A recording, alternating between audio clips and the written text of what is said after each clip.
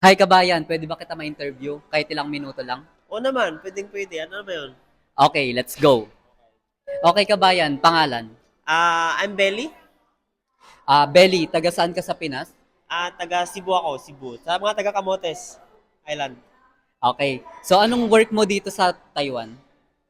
Ngayon, factory worker ako dito sa Taiwan. Oh, factory worker. So ilang taon ka na dito sa Taiwan as a factory worker? Magti 3 years na ako ngayong June. Oh, matagal-tagal na rin. So, Okay. So, ang tanong, ano yung tanong? malaki o maliit? Ano yung malaki? Yung maliit? Okay. Sahod reveal. Magkano ang sahod mo dito sa Taiwan as a factory worker?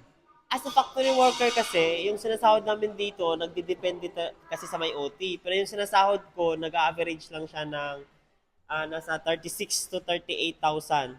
Yun. 36 to 38,000. Sa, Okay. sa NTD yon, in NTD. So, pinakamalaki?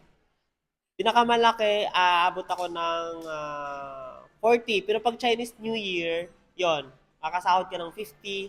Yun. Oh, 40,000. No? So, ang pinakamaliit na nasahod mo dito sa Taiwan? Ang pinakamaliit na nasahod ko sa Taiwan nung bakasyon ako is nasa 29. Pinakamaliit. Yun yung pinakamaliit na natanggap ko talaga sa 3 years ko dito sa Taiwan. So almost 3 years. Okay. So, if you like more content like this, follow for more. Yeah, follow for more. Josh Bradley in Taiwan. Bye!